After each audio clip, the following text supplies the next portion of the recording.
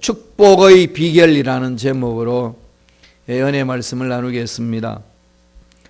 엘리야와 엘리사 시대에 성경을 하나씩 추적해 보면은요, 가장 기적이 많이 나타난 시대였음을 볼 수 있습니다. 그러니까 엘리야 선지자와 엘리사 선지자가 활동했던 그 시대에 가장 기적 기사들이 많이 일어나 있습니다. 왜 그런 일이 일어났는지 가만히 살펴보니까 엘리야와 엘리사 시대에 활동했던 그 이스라엘이 역사상 가장 어두운 시대였습니다. 물질적으로는 풍부했어요. 어렵지는 않았습니다. 아합이 정치를 잘했기 때문에 이렇게 여러 나라들하고 관계를 맺어서 부강한 나라로 만들었습니다. 물질은 있는데 영적으로 메말랐습니다. 이스라엘 백성들이 가장 우상 숭배를 많이 했던 시절이 아합 왕 시대였고, 그 당시 엘리야와 엘리사가 선지자로서 활동했던 그 시대였습니다. 그런 상황 속에서 영적으로 너무 피폐해 있고 돈은 가지고 있는데 살 소망이 없습니다. 이것처럼 비참한 일이 어디 있겠습니까? 그래서 하나님께서 엘리야와 엘리사를 통하여서 하나님의 뜻을 전했습니다. 어두운 시대, 절망적인 그 시대, 영적으로 깜깜한 그 시대에 살 소망이 일어나가고 우상을 섬기면서 그냥 세상에 주어진 대로 살아가는 그런 시대에 하나님이 기적을 일으켜 줬다는 것을 우리 말씀을 통해서 깨달을 수 있습니다. 이게 우리 삶에 있어서 엄청난 교훈을 주는 거죠.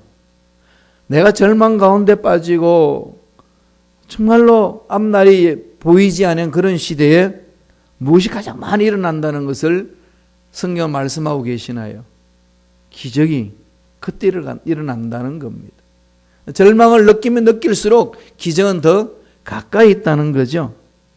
오늘 본문 말씀을 바라보면은 선지자 엘리야가 신학생들을 교육시키고 있었습니다.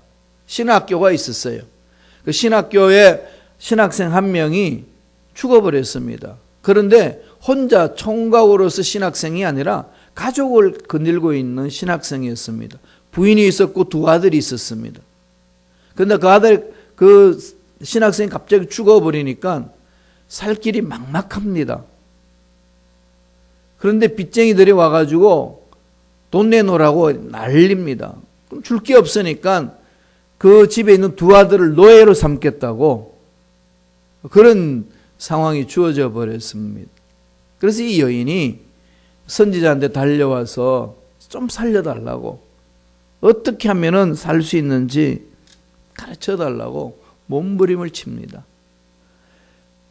그래서 선지자를 통해 가지고 엘리사가 그 부인에게 살 길을 가르쳐 줍니다.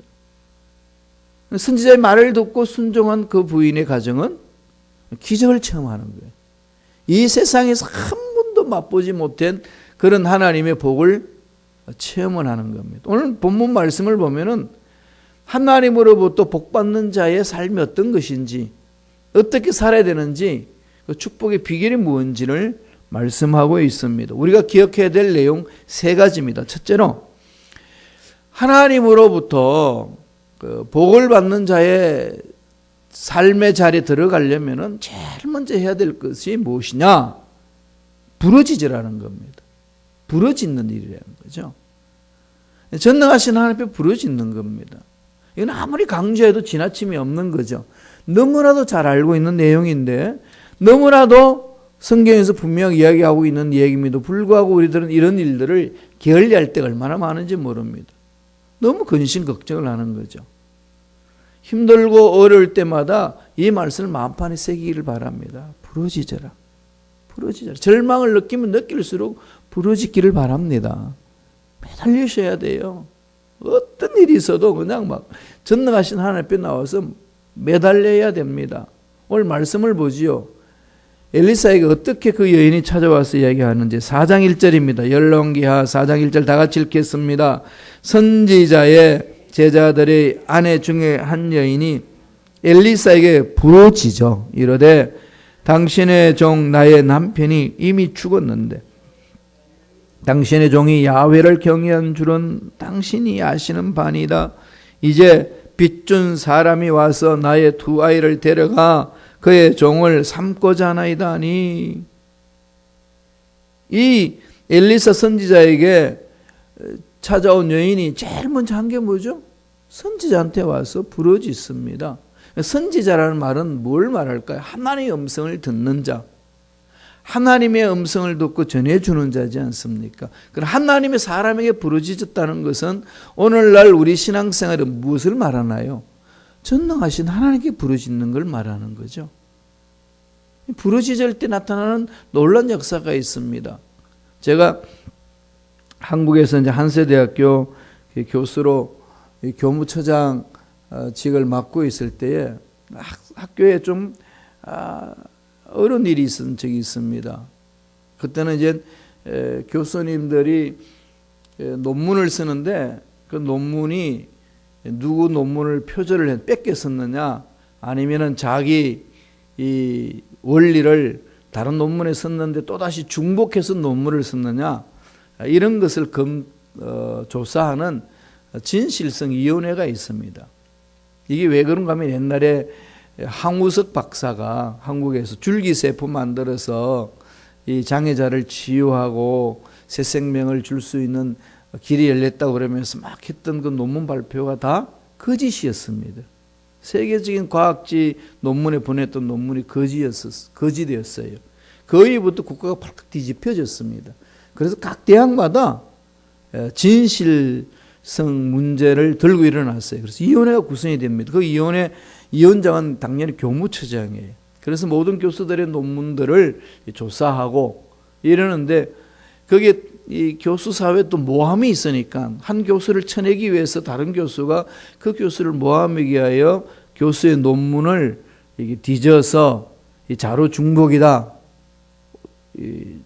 제안을 한 겁니다. 고소를 한 거죠. 그럼 진실성위원회가 모여서 조사를 합니다.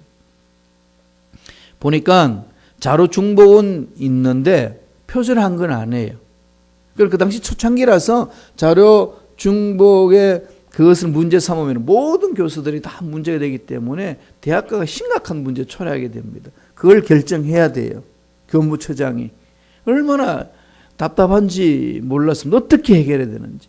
그냥 너무 괴로운 거죠. 해결 방법을 못 찾으니까. 그런 중에 차를 몰고 집으로 가는데 제 앞에 이렇게 차 뒷변에다 물고기를 붙인 차들이 있잖아요. 그게 뭐죠? 나는 그리스도인입니다 표시하잖아요. 물고기를 붙여놨는데 뒤에다가 스티커를 하나 붙여놨습니다. 기도할 수 있는데 왜 걱정하십니까? 꼭 저한테 주시는 메시지 같았어요. 그렇지, 기도할 수 있는데 왜 이렇게 답을 못 찾는다 걱정 근심하고 있느냐. 그 차 뒤에 팻말 붙여놨던 그 한 귀절이요 저를 살렸습니다. 그렇지, 전능하신 하나님이 살아계시는데 문제 해결할 길이 없다고 고민하고 괴로우냐, 네 방법을 뭘 찾겠다고 그러냐. 이렇게 기도를 하면서 했는데요, 그렇게 고소했던 그 사람들이 이제 취소를 하는 거죠. 뭐 이건 다 비일비재 있는 일이니까 오히려 그것을 없는 걸로 이렇게 다 이렇게 빼버렸어요. 취하를 해버렸습니다.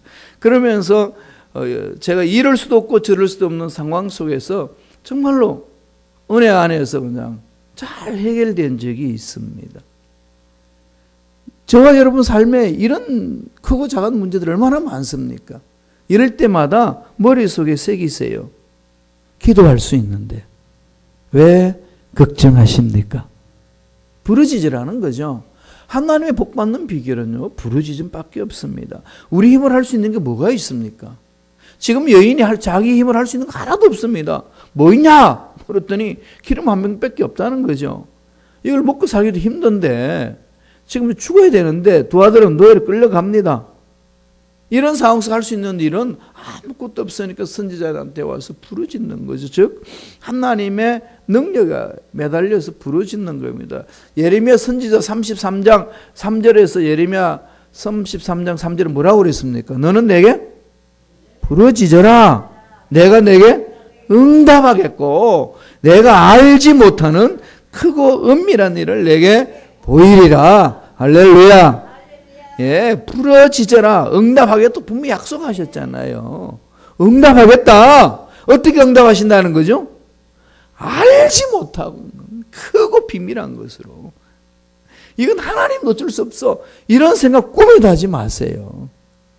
너무 문제에 근심 걱정해서 기도하는 것들을 잊어버리는 어리석은 자가 되지 않아야 됩니다. 마귀는요, 문제를 너무 크게 우리를 강타하면은요, 그 문제 앞에서 어찌할 바를 몰라 당황하게 만들고 두려워하게 만들고 기도를 잊어버리게 만들 때 얼마나 많은지 모릅니다.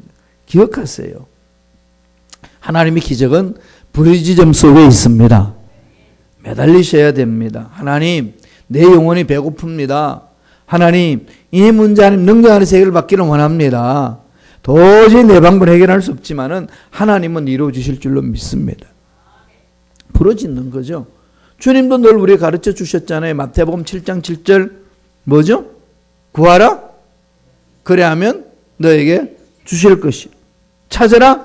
그래하면 찾아낼 것이요. 문을 두드리라. 그래하면 너에게 열릴 것이. 너무 잘 아는 말씀인데 이 약속의 말씀을 믿느냐는 거죠. 구하라. 찾으라. 두드리라. 그 말씀 속에 결과는 끊임없이 주실 것이고 찾아낼 것이고 문이 열릴 것이라고 말씀하고 있습니다. 그럼 우리들이 해야 될 일은 오늘 본문에서 보여준 것처럼 전능하신 하나님 앞에 나와서 부르짖는 일입니다. 이게 첫 번째 비결이에요. 두 번째 비결은 뭘 말합니까? 그릇을 준비하라. 그릇을 준비하라. 하나님의 복을 받을 그릇을 준비해야 됩니다. 아무리 음식을 맛있는 걸 많이 만들어도 그 그릇을 담을 그 음식물을 담을 수 있는 그릇이 없다면은 여러분 어떻게 손님들에게 대접할 수 있습니까? 그릇이 준비 안 되어 있는데. 그릇이 아무것도 없어. 그걸 어떻게 준비할 수 있습니까? 아니, 내놓을 수 있습니까? 하나님이 창조 역사도 이 창세기 1장을 바라보면은 늘 그릇을 준비하시고 내용물을 채우시잖아요. 영적인 비결은 거기에 있습니다. 4장 3절 보세요. 열왕기하 4장 3절 다 같이 읽습니다. 이르되 너는 밖에 나가서 모든 이웃에게 그릇을 빌리라. 빈 그릇을 빌리되 조금 빌리지 말고. 이게 무슨 얘기인가 하면 우리 집에는 아무것도 없습니다. 그러고 있는 거예요. 살려달라고 엘리사에게 와서 부르짖으니까 엘리사가 그럼 네 집에 뭐가 있냐? 내가 뭘 도와주면 좋겠냐? 우리 집에는요, 한 병 기르면 아무것도 없습니다. 그러니까 하나님의 복 받을 수 있는 비결을 가르쳐 줍니다. 그릇을 많이 준비해라. 그릇을 많이 준비해라. 그럼 뭐라고 그러나요? 빈 그릇을 빌려대 조금 빌리지 말고 많이. 하나님이 주실 그 복을 받을 수 있는 그릇을 믿음의 크기만큼 준비하라는 거죠. 이게 지금 현실적으로 기름은 하나도 한 병밖에 없는데 그런 빈 그릇을 빌려온들 뭐가 소용이 있겠습니까? 만약 인간적인 생각을 했다면은 웃긴 이야기 아니겠어요? 내 사업에 내 앞날에 지금 깜깜한데 무슨 이런 빈 그릇이 필요하단 말인가? 이런 생각에 빠지면은 하나님 기적을 맛보지 못한다는 겁니다. 만약에 이 여인이 그런 생각에 빠져서 아니 선지자는 이 세상 물정을 몰라도 너무 몰라. 지금 내 집에 기름 한 번밖에 없다는데 무슨 빈 그릇을 가져오라는 거냐. 이 생각 속에 빠져서 하지 않았다면 어떻게 됐을까요? 기적 맛보지 못합니다. 이게 우리 신앙생활에 비일비재하게 일어나는 현상들 아닙니까? 우리는 자꾸 현실에 집중하기 때문에요. 현실 문제에 너무 이치가 밝아요. 현실이 이런데 목사님 무슨 말씀하고 계시냐고. 이럴 때 얼마나 여러분 마음속에 그런 마음을 가질 때 얼마나 많습니까? 왜 그런 걸 잘 알아요? 저도 그런 생각을 많이 했기 때문에 알아요. 사람은 다 그런 생각을 하게끔 되어 있습니다. 바울이 디모데에게 목회하는 디모데에게 편지를 이렇게 씁니다. 그릇에 대해서. 디모데 후서 2장 20절과 21절에 이런 말씀을 하잖아요. 큰 집에는 큰 그릇과 은그릇뿐만 아니라 나무 그릇과 질그릇도 있어 귀하게 쓰는 것도 있고 천하게 쓰는 것도 있나니 그러므로 누구든지 이런 것에서 자기를 깨끗하게 하면 귀히 쓰는 그릇이 되어 거룩하고 주인의 쓰심에 합당하며 모든 선한 일에 준비함이 되리라. 귀하게 쓰는 것도 있고 천하게 쓰는 것도 있죠. 그럼 주인이 어떤 그릇을 귀하게 쓴다는 겁니까? 큰 그릇을요? 큰 그릇을요? 은그릇을요? 아니죠. 무슨 그릇이죠? 깨끗한 그릇, 준비된 그릇. 준비된 그릇. 주님이 쓰시기에 준비된 그릇을 귀하게 쓴다는 거죠. 그럼 저와 여러분이 해야 될 일이 뭐겠습니까? 환경이 어렵고 문제가 있고 절망에 빠지는 그런 상황에 있을 때 늘 우리들은 하나님이 복을 부어주실 수 있는 그릇을 준비해야 합니다. 이게 신앙생활이죠. 신앙생활에 있어서 가장 중요한 것은요, 하나님이 막 복을 부어줄 수 있는 그릇을 만드는 거예요. 그래서 환난도 있고 문제도 있고 여러 가지 상황에 이해할 수 없는 상황에 던져질 때가 정말로 많습니다. 그럴 때마다 그 환경을 탓하지 말고 나에게는 왜 이런 문제만 일어나냐 하지 마시고 하나님이 복을 주시기 위하여 그릇을 준비시키는 과정이구나. 내가 하나님으로부터 복받기 위한 그릇을 준비하리라. 이 결심하면서 준비해 나갈 때에 하나님은 내가 있는 그 그릇, 내가 가지고 있는 그릇을 준비하는 그곳에 복을 부어주신다는 거죠. 그래서 내가 빌려온 그릇, 다시 말씀드리면 내가 준비한 그 그릇에 하나님은 복을 부어주십니다. 오병이어 기적을 일으킬 때 그렇지 않으셨나요? 먹을 것을 너희들 갖다 주라.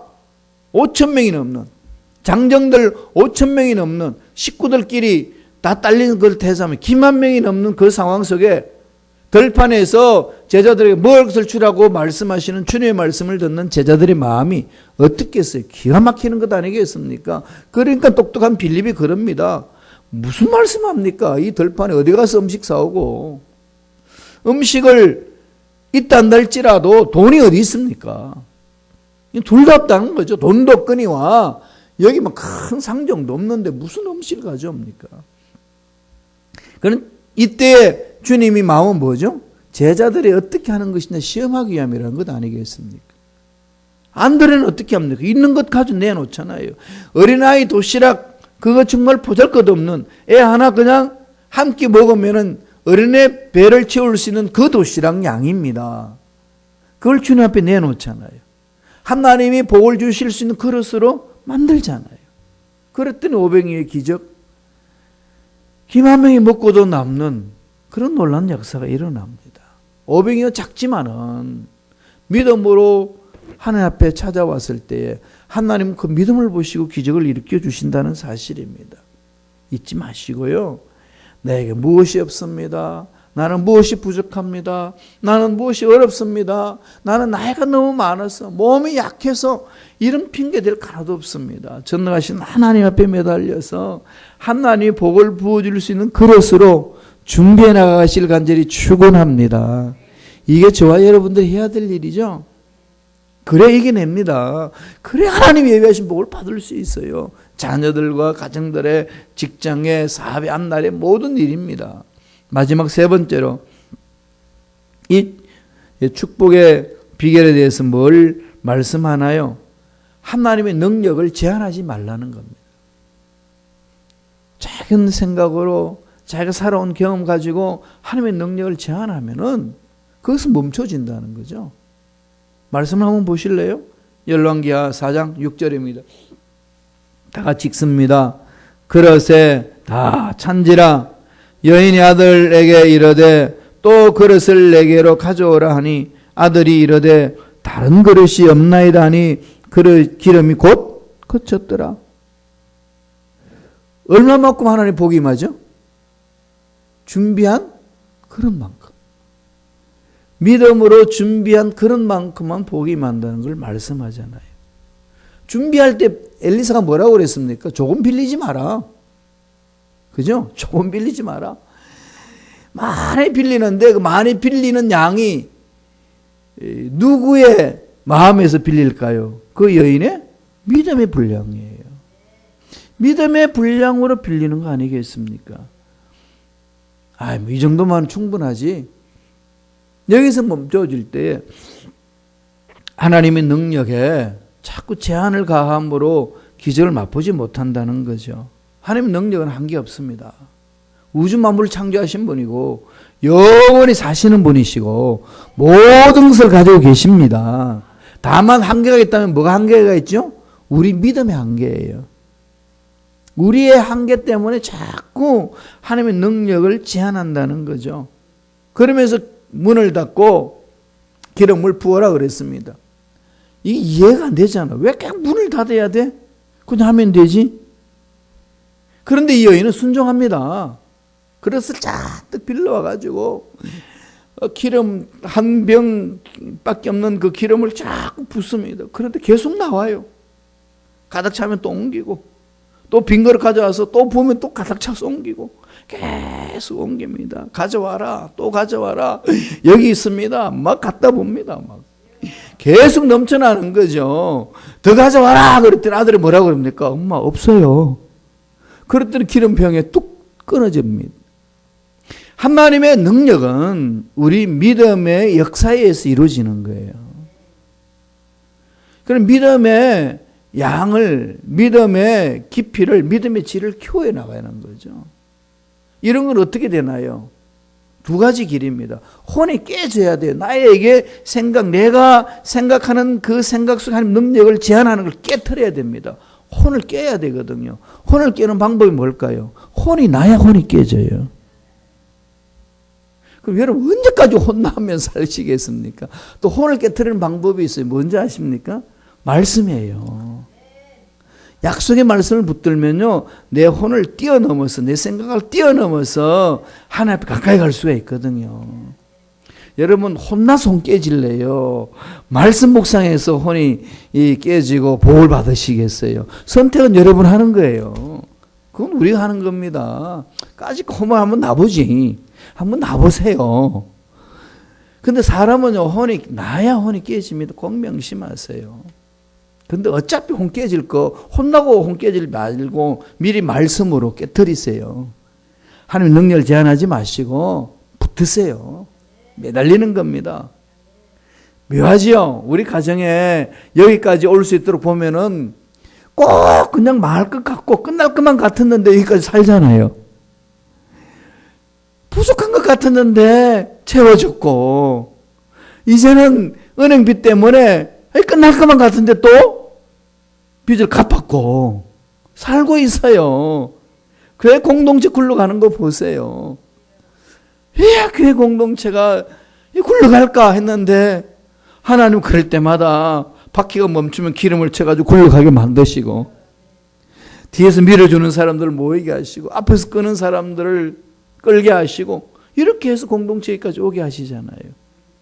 제가 그런 걸 많이 체험을 해요. 그래서 저와 여러분들은 마음판에 그래야 됩니다. 하나님의 능력을 제한하지 말자. 어떤 환경에 있어도 하나님의 능력을 난 제한하지 아니하리라. 사도 바울이 빌립보 교인들에게 편지를 하지요. 빌립보 4장 19절 보세요. 외워놓으세요. 꼭 외워놓으셔야 될 말씀이거든요. 빌립보서 4장 19절입니다. 다 같이 읽습니다. 나의 하나님이 그리스도 예수 안에서 영광 가운데 그 풍성한 대로 너희 모든 쓸 것을 채우시리라. 우리 하나님은요, 풍성하신 하나님이, 뺏는 하나님이 아니고 채워주신 하나님이십니다. 건강이 부족하면 건강을 채워주시고, 물질이 부족하면 물질을 채워주시고, 문제 해결 없는 자에게 문제 해결할 수 있는 길을 열어주시고, 채우신 하나님이 계시잖아요. 여러분 십자가 보세요. 십자가는 두 나무가 이렇게 수직이 있고 수평으로 되어 있잖아요. 이게 산수용으로 계산하면 뭐가 되죠? 더하기잖아요. 플러스예요. 십자가는 마이너스가 아닙니다. 플러스예요.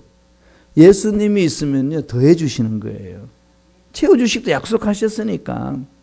그래서 우리의 능력이 없다고, 내가 힘이 없다고, 내가 가진 게 없다고 주저앉아서는 안 됩니다.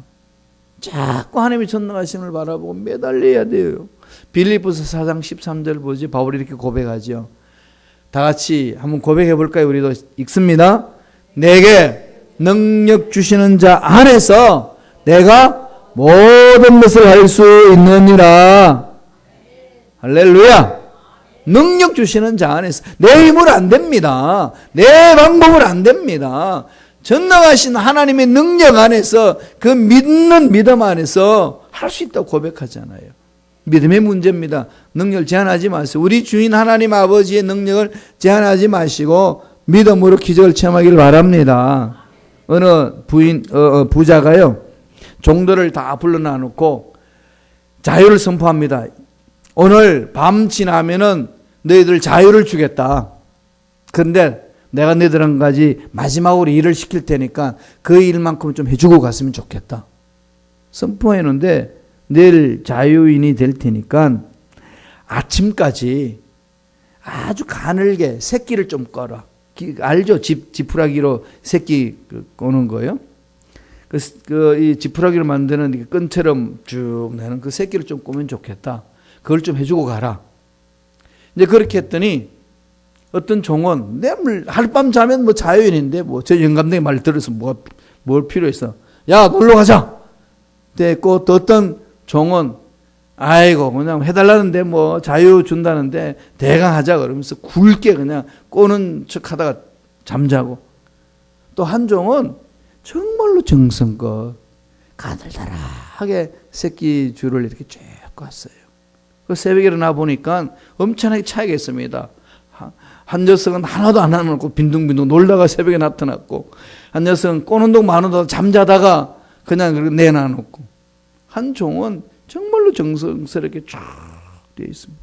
그러면서 곡간을 데리고 가지고 온 새끼 줄을 가지고 곡간에 가가지고 너희들이 꼰 새끼 그 줄에다가 엽전을 집어넣어라. 그래서 그냥 엽전을 다 집어넣더니 엽전을 집어넣어서 너희들이 꼰 새끼 줄을 가지고 가라. 그렇게 축복을 주셨대요. 그러니까 빈둥빈둥 노는 녀석은 하나도 못 가져가고, 꼬는 동 마는 동에는 몇 가지만 가져가고, 밤새껏 정성스럽게 그 주인의 말에 순종하면서 새끼를 가나다랗게 꽂은 거기는 촘촘히 꽂아가지고 한평생 멋지게 행복하게 살 수 있는 물질을 가져갔다는 그 예의가 있습니다. 아버지 말씀에 순종하는 자의 삶에는 하나님 책임져 주신다는 것 아니겠습니까? 능력 제한하지 마시고 하나님 앞에 매달려서 하나님이 하시면 될 줄로 믿습니다. 이 복이 우리 삶 속에 일어나게 하여 주옵소서. 부르짖음으로 예배하신 복을 듬뿍 체험하시길 간절히 축원합니다. 기도하겠습니다. 하나님 아버지, 감사와 찬양을 드립니다. 연약한 우리들을 붙들어 주시고 날마다 주 안에서 하나님 예배하신 복을 체험하며 살아갈 수 있도록 축복해 주시니 감사합니다.